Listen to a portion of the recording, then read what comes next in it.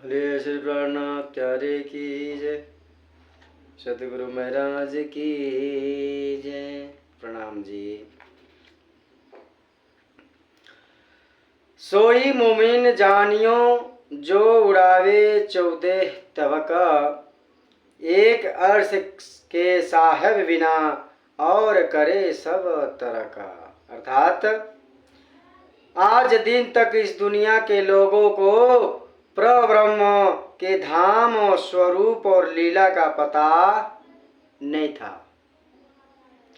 श्री मुखवाणी कुल्यंक स्वरूप के द्वारा धाम धनी अपने निज स्वरूप तथा अखंड परम धाम की पहचान हो जाने के बाद भी यदि हम रात अज्ञानता में भटकने की तरह केवल कहते ही रहे तो इससे कुछ भी लाभ नहीं होगा।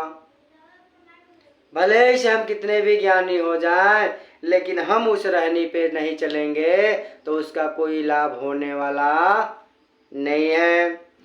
कहने सुनने गए रात में आई रहनी का दिन, कहने सुननी गई रात में आया रहने का दिन। बिना रहनी कहने कछुए नहीं होए जाहिर अरस बका तना। अर्थात ब्रह्म सृष्टियों की रहनी इस दुनिया के लोगों से अलग ही होती है।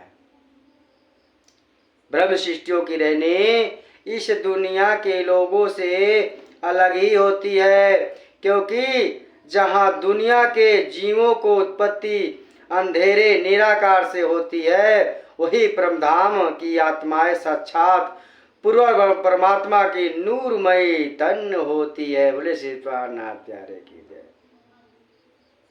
कितनी बड़ी बात है ये, समझने वाली बात है, रहने की बात है। कहने के लिए तो श्री श्री 108 फला श्री श्री बहुत श्री, कहने और करने में बहुत अंतर होता है। सुंदर साथ जी, श्री श्री 108 श्री परमहंस लिखवा लेने से या चाहे अपने आगे हेडिंग दे देने से कोई परमहंस नहीं बन जाएगा। बहुत कसौटी पे चलना पड़ेगा, तब जाके परमहंस की उपाधि मिलती है। ऐसे तो अपने आप से तो हम भी लिखवा सकते, कोई भी लिखवा सकते, लिखवाने में क्या जाता है। बोले श्री प्राणनाथ प्यारे की जय। अपनी जुदाई दूनी से किया चाहिए जहूर, दो एक राख्यो चले वह अंधेरी यह नूर। धामधरी श्री प्राणनाथ जी ने अपनी वाणी में हमें सचेत किया है कि इस दुनिया के प्रति तुम अंधे गूंगे और बहरे बन जाओ। हे सुंदर साथ जी, इस दुनिया के लिए तुम अंधे गूंगे और बहरे बन जाओ। अर्थात यदि कोई भी कुछ करता है तो उसके प्रति ध्यान ना दो। जो कह रहा है कह न दो। कहते हैं ना अपने में भजन है ना, चटनी, अरे निज नाम सुमेरी जग, लड़ने दो निज नाम सुमेरी जग। अरे धन्य जी की भक्ति करने दो हमें, धन्य जी की भक्ति करने दो निज नाम सुमेरे जग, लड़ने दो निज नाम सुमेरे। हाथ अपनी चाला चलत है, हाथ अपनी चाला चलत है। कुकुरा भोंके तो भोंकने दो निज नाम सुमेरी जग, लड़ने दो निज नाम सुमेरे। वही रहने की बात बताई जा रही है कि कुछ भी कोई कहता है तो उस बात पर हमें ध्यान नहीं देना है। यदि कोई तुम्हारा प्रशंसा या बुराई भी करता है तो तुम एक भी शब्द न बोलो और न किसी की बुराइयां अपनी प्रशंसा सुनकर खुश हो, बल्कि अपने हृदय में मूल स्वरूप श्री राज श्यामा जी तथा 25 पक्षों के 25 पक्षों की बसाकर धनी के प्रेम में कुर्बान हो जाओ, प्रेम में कुर्बान हो जाओ। लेकिन यहाँ पर फला फला श्री श्री ना जाने कितने श्री दिखाने मात्र। तो सिर्फ नाथ प्यारे की जय। श्री महामती कहें पीछे न देखिए, नहीं किसी की परवाह, एक धाम हृदय में लाई के उड़ा दीजिए अरवा। यह शरीर धन दौलत सब कुछ काल के अधीन है। ये दुनिया के लोग क्या समझेंगे? यह शरीर धन दौलत सब कुछ काल के अधीन है, किंतु शुभ कर्म और ऊंची रहने का फल पल पल हमारे साथ रहता है। अगर हम किसी की भलाई करते हैं तो कहीं न कहीं वो भलाई हमें दुगुना करके मिलेगा। कहते हैं ना, अगर हम आज आम का पेड़ लगाएंगे नहीं तो कल फलेगा कैसे? पहले तो पेड़ लगाएंगे नहीं तो इसे मिलेगा नहीं। तो कर भला तो हो भला। बड़े बड़े धर्मात्मा महापुरुष के शरीर तो नष्ट हो गए, किंतु उनकी उज्जवल रहने के कारण इस संसार में उनको याद किया जाता है। क्या किया जाता है? याद किया जाता है। जितने भी महापुरुष हुए उनको आज भी हम लोग गाते हैं, उनके नाम लेते हैं, उनकी चर्चा करते हैं। क्यों? क्योंकि उन्होंने रहनी में रही और अपने जिंदगी एक परमात्मा, एक दिल, एक ठौर, एक जगह स्थापित कर दिया अपने राज्य को।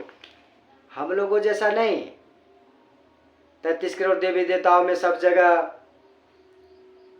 माथा टेकाओ, ऐसा नहीं थे वो। इस संसार में झूठे सुखों को भोग लिप्त होने से ना तो कोई आज तक महान बना, न कोई बन सकेगा। बल्कि यदि महामती की शोभा मिली तो उनके सर्वज्ञ त्याग, अटल ईमान एवं सच्चाई के कारण उन्हीं गुरुओं ने छत्रसाल जी को महाराजा छत्रसाल और अमरूल मोमिन की भी शोभा दिलवाई। छत्रसाल जी को कितना बड़ी शोभा मिली। सोने में सुगंध की तरह महान रहने वाले होते हुए भी श्री देवकरण जी ने सुंदर साथ के बीच झाड़ू लगाने जैसी छोटी छोटी सेवा करने में भी कभी संकोच नहीं किया करते थे। वह है ब्रह्म सृष्टियों की रहनी, जिस पर दुनिया के जीव अच्छी तरह से चल नहीं सकती। मानव तन धारण करने के बाद भी जिनके पास विद्या, तप, दान, ज्ञान, शील, गुण और धर्म नहीं है, वे इस पृथ्वी पर पीछ और सिंह के रहित हिरण के समान विचरण करते हैं। मतलब वह पशु के ही समान है, जिनके अंदर न रहनी है, न परमात्मा के विषय में कोई जानकारी है। रहने के बिना कोई मानव अपने को कभी ऊपर उठा ही नहीं सकता। इस संबंध में बाइबिल भी कहती है। क्या कह रही बाइबिल?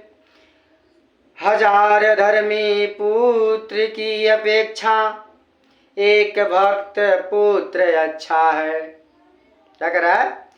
हजारों धर्मी पुत्र की अपेक्षा एक भक्त पुत्र ही अच्छा है।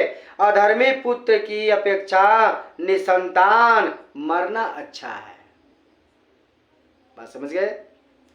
एक पुत्र अगर होता है जो भक्ति के लाइन में रहता है, सत्संगों से जुड़ा होता है, वह पुत्र अच्छा है।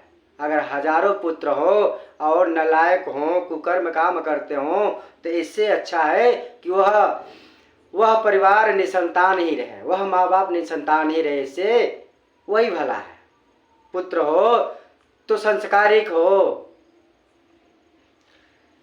ये हमारे निजानंद संप्रदाय की पद्धति रहनी है। क्या है? निजानंद संप्रदाय की हमारी रहनी है। अगर रहनी हमें खुद अगर हमारे पास नहीं है तो हम दूसरों को भी शिक्षा नहीं दे सकते। बोले श्री प्राणनाथ प्यारे की जय, सतगुरु महाराज की जय।